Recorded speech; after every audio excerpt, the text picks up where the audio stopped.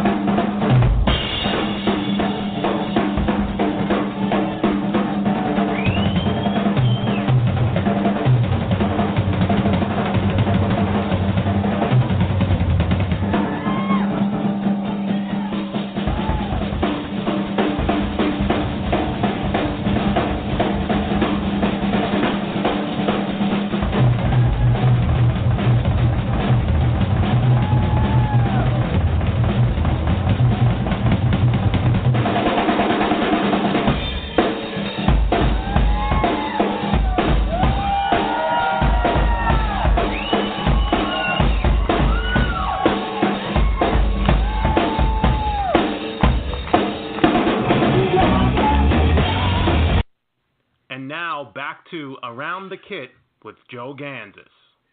Guys, we are back.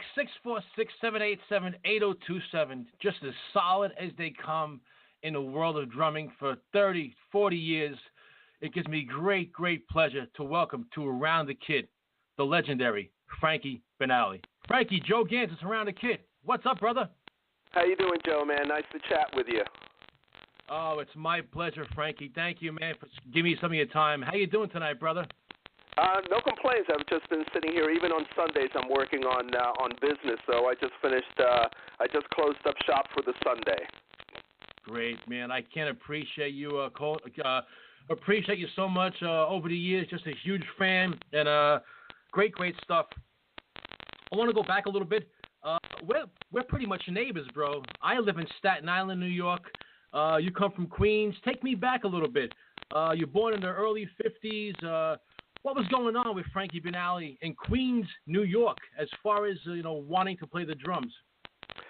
when I was a kid, everything was about playing hockey and playing stickball with my friends in the neighborhood until the Beatles hit the scene. And as soon as the Beatles hit the scene, I said to myself, I want to do what that Ringo guy does. And all my interest in sport went right out the window. I stopped playing hockey. I rarely played stickball anymore.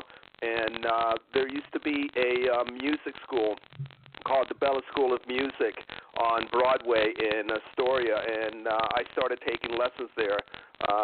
My old man told me that I could not get a drum set unless I took lessons for a year, because he figures, I was either going to be serious or in less than a year I was going to give it up, and he just wasn't going to make the investment. And a year to the day, I went up to him and I said, I want to collect. I want the drum set. So he took me back down to the music store and got me my first kit. Well, talk to me about your parents, immigrants from Italy coming over here, Jack and Martha. Was it tough for them at times, coming to grips that, my son wants to be a drummer, and what kind of values did they set with you?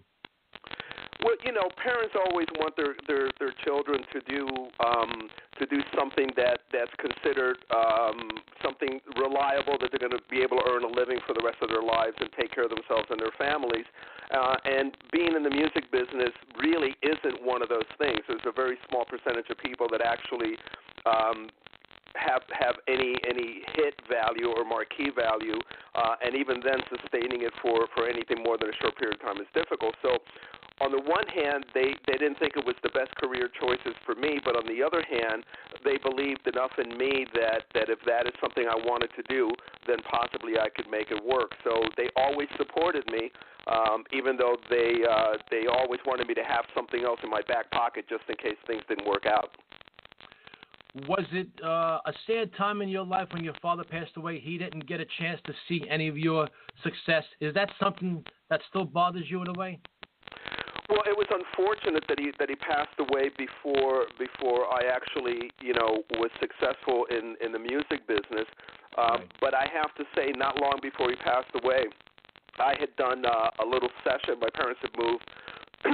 My family had moved from New York to Fort Lauderdale, and I had done a session at a recording studio in Miami for Bang Records. And I was in my room just listening to the mix on a cassette, and my dad knocked on the door, and I went to the door, and I said, yeah, and he goes, can I come in? And I said, sure, and he sat down on the bed, and he listened to it, and when the song was over, he just looked at me and he said, you're really, really good. So at least I was able to have that moment with him. A lot of parents don't even get that with their children. How did that make you feel when your father finally came to grips and said, you know what, my son's doing it? How did you feel when he told you that? It meant so much to me. It still means a lot to me. It's one of my fondest memories of myself and my father. My father was a very, very quiet, very private person.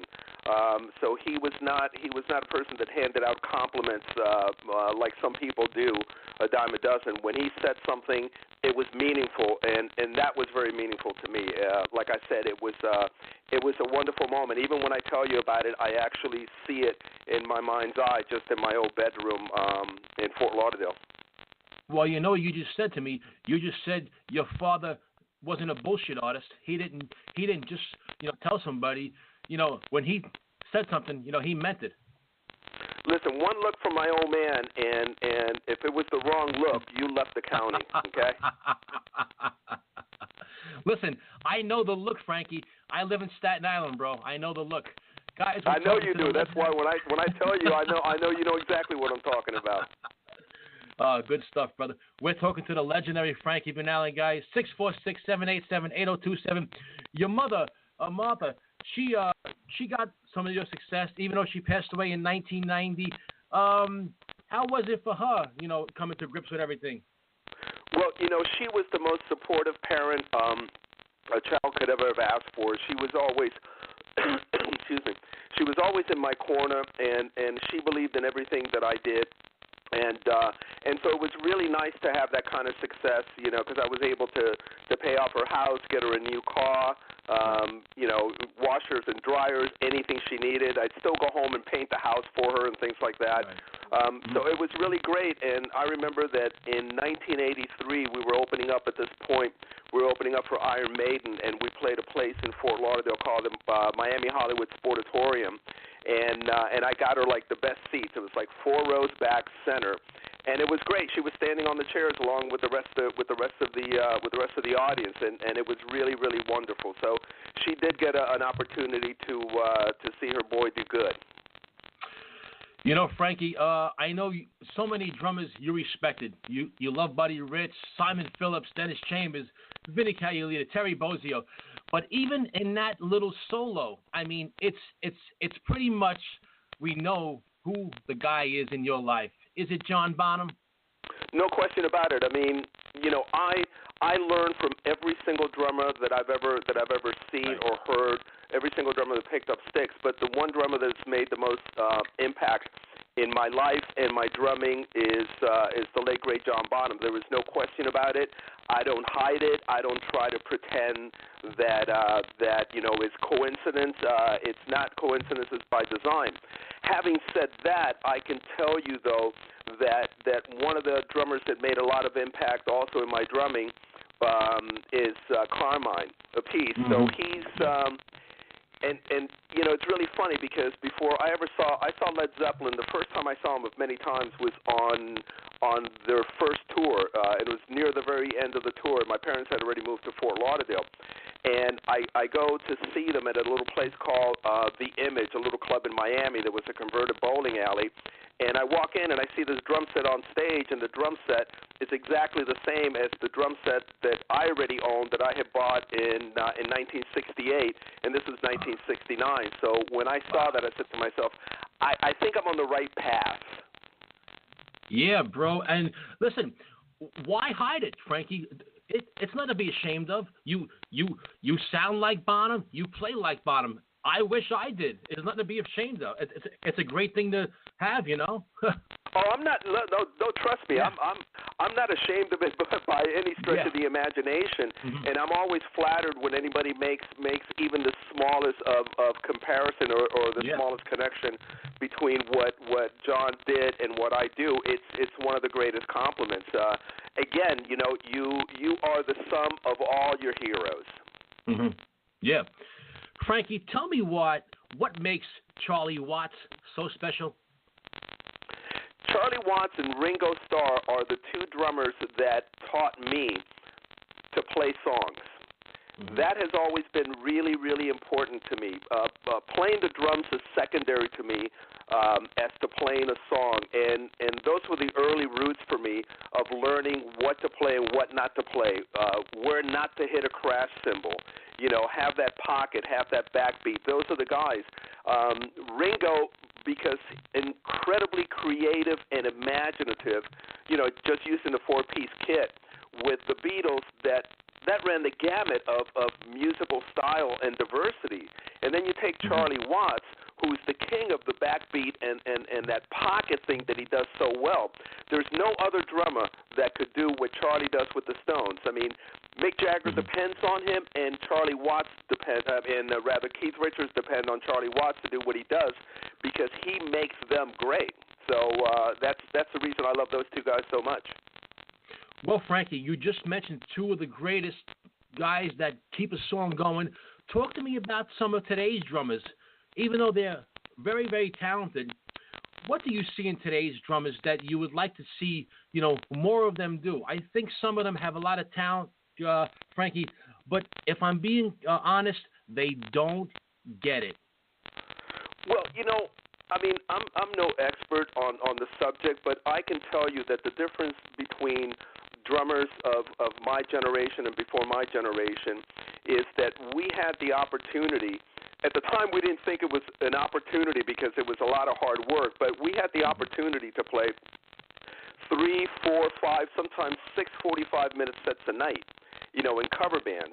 And cover bands back then, now you have cover bands that are specialists. They only play like one style or they cover one particular band. When I was growing up, you have to learn how to play funk and soul and R&B and rock and everything. So you were having to really take a college course in music and a lot of different styles, and then you got to do it 3, 4, 5, 6 sets a night, 5 days a week. That doesn't exist anymore. So what has happened now is you have a lot of drummers that only specialize in whatever particular style they like or whatever particular style their band plays in, and I think that's unfortunate. The other problem, I think, is that now with the advent of Pro Tools and that style of recording, a okay drummer can go into the studio and his time may not be the best.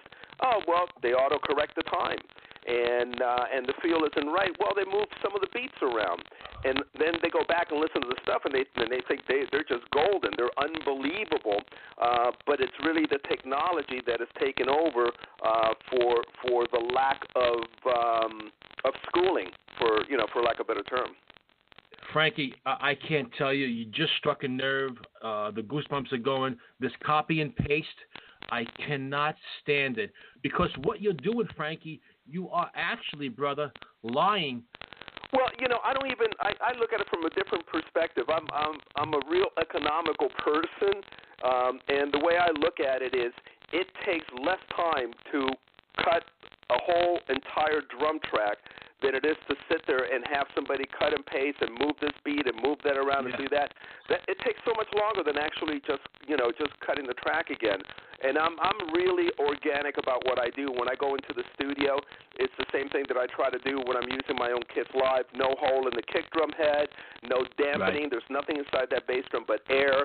I hit the way I hit, and I expect the microphones to pick up what I do, and not have somebody try to create something that's not there. Absolutely. Guys, talking to the great Frankie Banali. 1975, you moved to L.A. What was going on there? And then 1980, you meet this, one of the most underrated singers I ever heard in my life, the great Kevin Dubrow. What was going on, from 75 to 80, and then you meet this great singer? Well, the first time I came out to L.A. was in 72, and basically my M.O. was that I would be at home working at a record store or music store, whatever I was doing. I'd save up money. I'd come out to L.A. I'd try to make it work. It just, you run out of money. You run out of gigs. I went back and regrouped again and did it a number of times. And the last time I did it, I just, things started to work for me. I started to get sessions. And I went out with Steppenwolf for a couple of years touring with them. And then I was out on the road with Robert Fleischman, who had a deal on Arista Records. I didn't do his record, but I was his touring drummer, and that was a great experience because we opened up for about 2 months. We opened up for Van Halen, and did Day on the Green with Boston, and it was like a great experience. And then came back to L.A. and put this three-piece together called Monarch with Michael Monarch, who was the guitarist from Steppenwolf, and then Detective after that. And we had this great three-piece, and we were playing around town, and we were opening up for Quiet Riot and a lot of the different bands. And in 1980, I was playing a gig with Monarch, and Kevin had heard about me from Randy Rhoads a few years before that, because I went down, and Randy called me up, and he told me, I'm going to be playing with this guy named Ozzy. And I said, the guy from Black Sabbath? And he goes, yeah, and I want you to come down. I told him about you, and I want you to come down and play. So went down and did some rehearsals with him. It was Randy, Ozzy, Dana Strum, who ended up in Slaughter. Right. But at the end of the day, Ozzy decided he was only going to take one musician to record in London instead of recording in L.A., and, of course, the choice was clear. It was Randy. But Randy had told Kevin about me, so he came down to the club in L.A. in the Valley to see me play with Monarch. And after I finished playing, he came up to me and he said, you're the drummer for me. You're the guy I've been looking for. And we started working together, and that went from, the band was called Dubrow at the time because Kevin didn't want to continue with the name Quiet Riot after Randy had left the band. And we started working together and playing the club scene for the next 2 years until we got the record deal, and the rest is pretty much history. Yeah, I'll get to the epic album Mental Health in a second, but 27 years later, November 19th, we lose Kevin Dubrow. What did you lose that day? Much more than a singer, right? I lost everything that day. That day was as catastrophic for me as the day my father died, the day my mother died. You know, you have to understand that Kevin and I had an unbelievable relationship. It wasn't always, you know, great. I mean, we had, you know, quite a few falling outs, but one of the things that made our friendship so incredibly strong was the fact that we could disagree, we could go to blows, and we could still regroup and be the best of friends. And that really tells you when you have, you know, good times and bad times, and you can survive it and be the best of friends. That says a lot. And I would have done anything for Kevin. Kevin would have done anything for me. And he was my best friend in the entire world. And when you spend 27 years, you know, working with a guy, doing music with a person, and also have him be your best friend, and then he dies and he just leaves you behind. I mean, I was in a void for the next 3 years. I didn't pick up a pair of sticks. I didn't do anything at all. Right. And the sad part about it for me is that I don't have another 27 years to develop that kind of friendship again. Right. So, you know, I really lost a very, very dear and important person in my life, not just because of Quiet Riot, but because we really enjoyed being around each other. We really enjoyed listening to music together, having dinner together, going out and having a drink, you know, and all the other crazy stuff that he and I did. We lived through it all, and he survived it up to that point.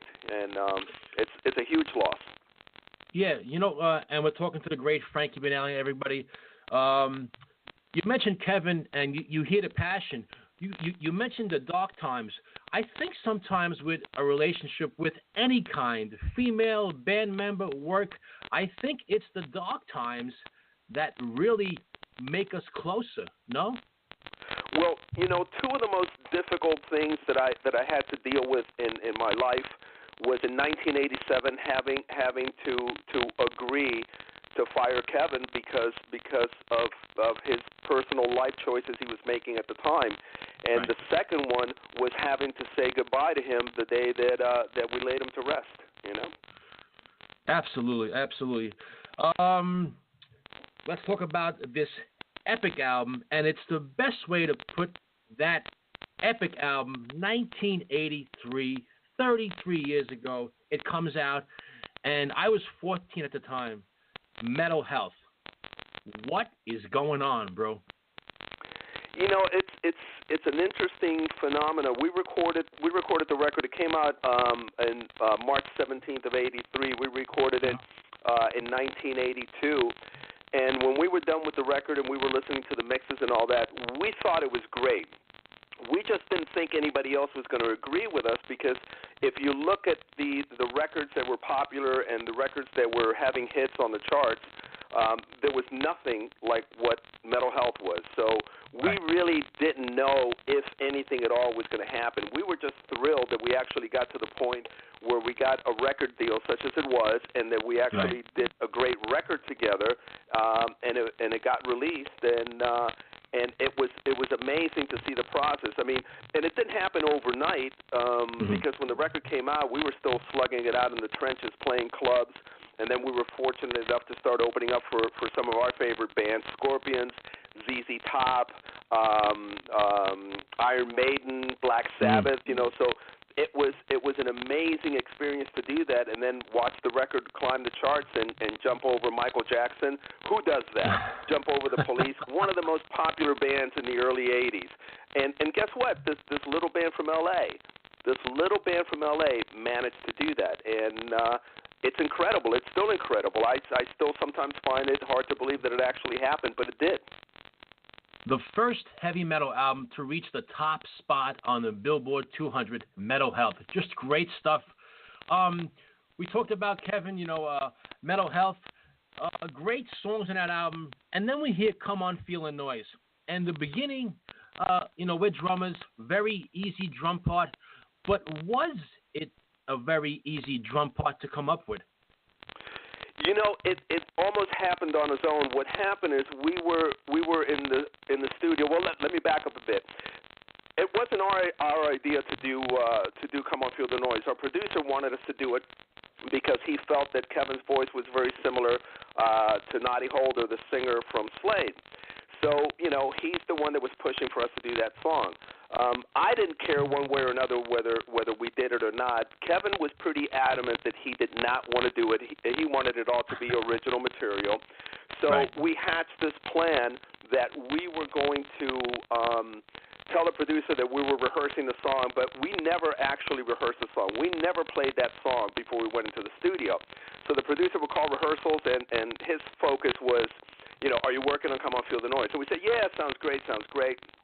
So finally comes the day that we're supposed to record the song, and I came into the studio early, as I always did, and I said to the engineer, I said, listen, we haven't worked on this song. It's going to be a huge train wreck. You might just want to record anything that we do today just for laughs and giggles, So he smirked, and he said, okay.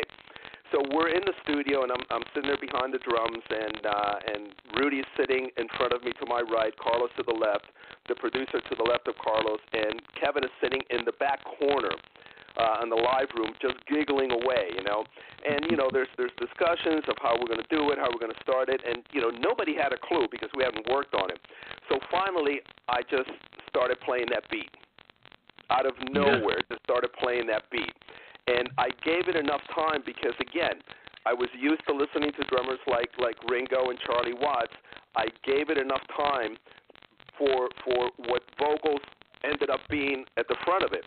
Understanding that the arrangement that we played, it's not, if you put both of those songs together, our arrangement is not the same as Slade's arrangement, not because we changed it. It was just because we didn't know it. So the arrangement is wrong. So I'm sitting there playing, and then Rudy joins in, and Carlos joins in, and the producer's tapping his foot, and Kevin's back in the corner giggling, just waiting for the train wreck. I don't know what happened. I just kept playing, and, I pride myself in having good times, so I made sure it was steady, and I kept playing, and even after Rudy and Carlos stopped playing, I kept playing because, I was conditioned, there's going to be a vamp, there's going to be a fade, and finally when I stopped playing, the producer goes, that sounded great, I wish we'd have recorded it, and the engineer piped in on the talkback, he goes, I did, and producer left the room, and there you have it. Kevin at this point was fuming. It was like a cartoon character. There was smoke coming out of his ears. And he comes over, and he almost dislocates my shoulders. He grabs me and pulls me out of the control room, and rather the live room, and he goes, what was that? What was that? And I said, I don't know, man. I just started to play, and it felt good. And he goes, well, it sounded great, but what am I supposed to do? And I said, well, you can always sing as shitty. And there was a little smirk came out of the side of his face, but he was pretty upset. He felt that I had really stabbed him in the back on that song. He had since changed his mind about that, mind you. He was very happy with the success of that song. Absolutely. Guys, we're talking to the legendary Frankie Banali. You've been so nice to come on my show tonight. We're up to 83. 2 years later, you were asked by the great, late Ronnie James Dio to be one of the drummers on a hearing aid, you and the great Vinny Appice.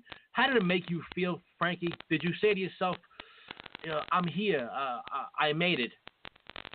Well, it was interesting because initially I got the call from Vivian Campbell, and he had told me about the song and the project and the whole idea behind it. And he and the late Jimmy Bain came over to my house, and they played me the song on acoustic, and, so I got a basic idea.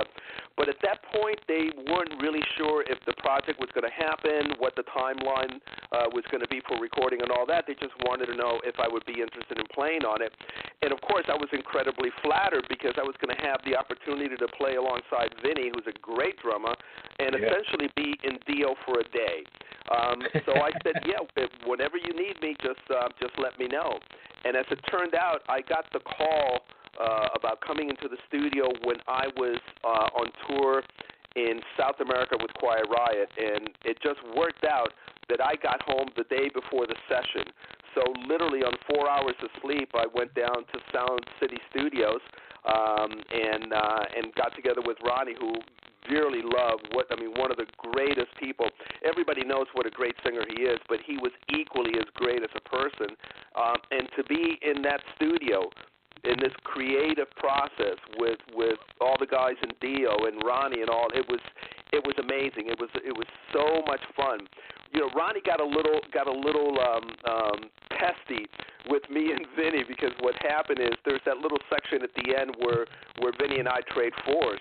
Right, and right. when we were running down the song, we'd get to that part, and, I do my four, he does his four, I do my four, he does his four, and then I do another four, and then he does another four, and this would just go on and on and on, and Ronnie would just come into the studio and goes, hey, come on, the song is over, It was a wonderful experience. Thanks so much, brother. Just one of my favorite songs. I get chills watching that song. It's a great written song and just great parts. Guys, we got talking to Frankie Banali about life as a drummer and growing up in Queens all the way to L.A. You're the drummer in a band. In 1994, you take over managerial duties. Take me into everything that goes on now, how different it is to be the manager, too. Well, I started actually a year before that in January 1993, and it wasn't my idea. The band asked me if I would take care of the business for the band. Kevin already knew that I was more than capable, because before we got signed, I was already doing all the business for the Dubrow band that morphed into the successful Quiet Riot. I mean, I still have all the receipts from playing around all the clubs in L.A., and I was doing all the books and doing all the payouts and all of that. So he knew I was capable of it, and he also knew that I didn't party, I didn't get crazy, I don't play video games. I'm very focused. I just really do take care of business. It's that whole Elvis taking care of business thing, and I've been doing it ever since. Every video, record deal, anything we've done, I've negotiated every single thing since '93. Great stuff. Awesome stuff. Talk to me about this documentary, Quiet Riot. Well, now you're here. There's no way back. And if I can, your current wife, Regina Russell, there was a gap, 27-year gap. Take me into the life of you two guys. 27 years without seeing each other. You just do a documentary together. You just get married. Is it fair to say that you guys maybe are soulmates and you just didn't even realize it? I think you can categorize it as that, in that when we first met in '83, she told me she had a crush on me, but I thought she was too young. And it was also 1983, and the band, was Sure. just hitting it, and I was just having the time of my life. So I kept her at arm's distance because she was too young. And we really lost touch from that point on until we ran into each other at a Whole Foods market, of all places. And so that's how we reconnected. And I guess, things happen for a reason. We reconnected at a time when I said to her, 3 years had passed since Kevin had passed away. And I had mentioned to her that I was thinking of trying to see if I could put, Quiet Riot back together and go out on the road. But I would only do it if I got, Kevin's mom's blessings. Because if she, had any reservations about it whatsoever, I love Kevin's mom. She's like a second mother to me. And if I had any reservations whatsoever, I would have just dropped the idea right then and there. And she just said, that would make a great documentary. And it started from there. And the fact that Regina and I didn't kill each other in the 4 years it took to make that documentary kind of solidified the fact that we finally got married November 11th of 2015. Congratulations, brother. It sounds like you guys were just soulmates, yeah, and you didn't even know it. I guess you say, that things happen for a reason. What's going on with that documentary? What was the success of it, ultimately? Well, I think I always tell people, because people like to come up to me and pat me on the back and tell me what a great documentary I made. And truth of the matter is, I did not make the documentary. I lived the documentary. I provided the archives and everything I have and everything I do, and I made all that available to Regina. But she's the one that crafted the documentary. I give her all the credit for that. I also give her all the credit for going through 30 years of material, over 30 years of material. And a documentary or a film can only be so long. and she had to decide, what was going to be included and what wasn't, and she did a phenomenal job. So from that perspective, all the credit goes to her. I was too busy bailing the waters out of the SS Quiet Riot to really concern myself with the daily ins and out of doing the film. I didn't veto anything.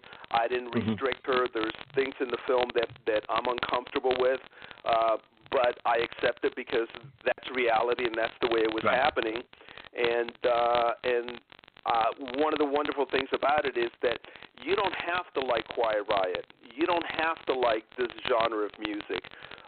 It's a documentary that's about life and about people, and it's crossed over. There's so many people that weren't aware of the band or had a mild interest or lost interest that love it as much as the diehard fans who have been with us all along, and that's very, very gratifying. The DVD is out now.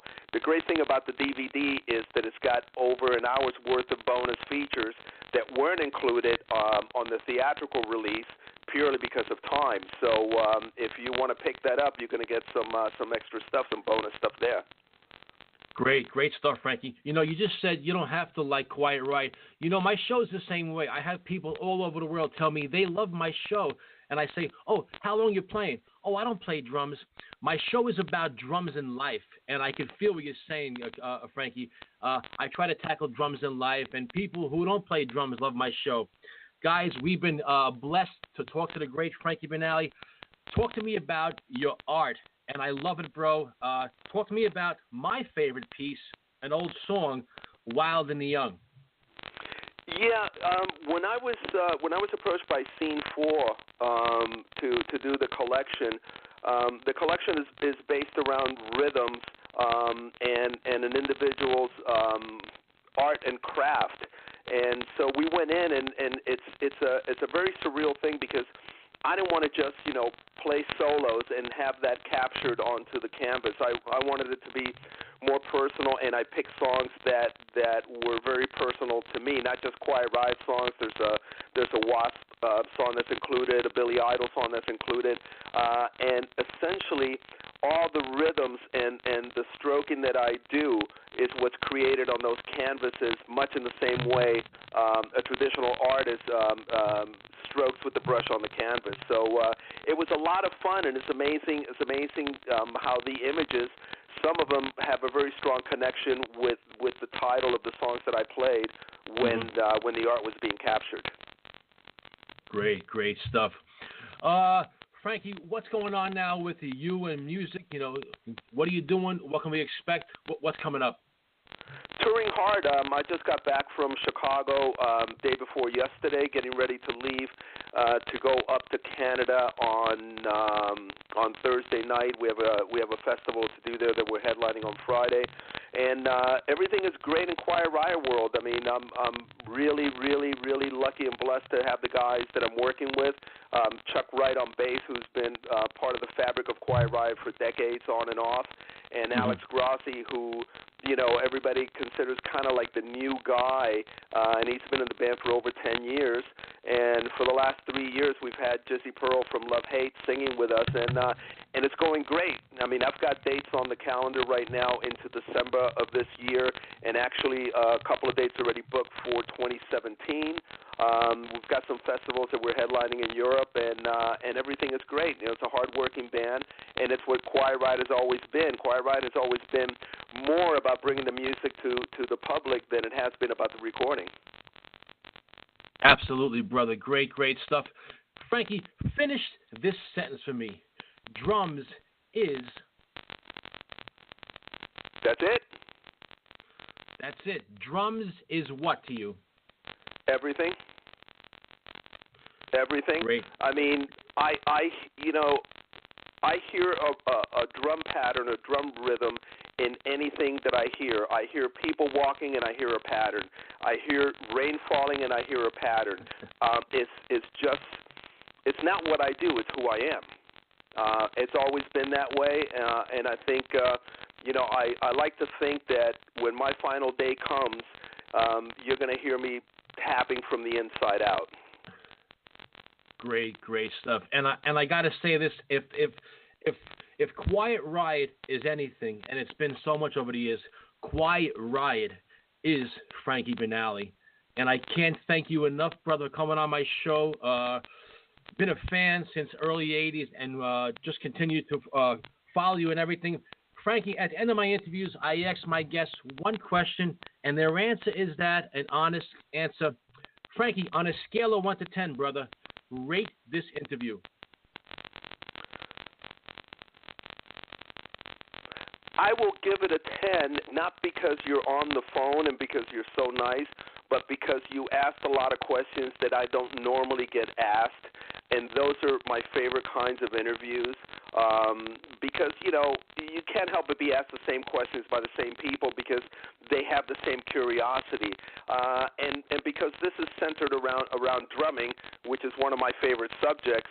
I'll definitely give you a 10 because it was a lot of fun answering questions I normally don't get to answer. Frankie Banali, from Joe Gansas and everybody at Around the Kit, absolutely love you, bro. One of the most solid and fluid drummers in the past 30, 40 years, and we will continue, brother, to follow you on your musical and drumming journey. Thank you, Frankie Banali, so much, man. Hey, thank you so much for having me. I truly appreciate the support and the interest. And do me a favor, go order yourself a pizza and then just send me the bill, all right? Thanks, brother. I'll talk to you soon. God bless. All right. Be well and take care. Oh, guys, you know, it's going up there. It's going up there as one of my top interviews. It's going up there. Wow. Guys, I wish you could see me right now. I got goosebumps. Just tremendous. What a great, great guest. You know, you never know how somebody is going to be as a guest. Is he going to be a jerk? Is he going to be an asshole? Is he going to be full of himself? Well, Frankie Banali is none of the above. One of the best and one of my best interviews. From Joe Gansas to Frankie Banali, drummer to drummer. Thank you, brother, so much. Oh, God. Guys, we are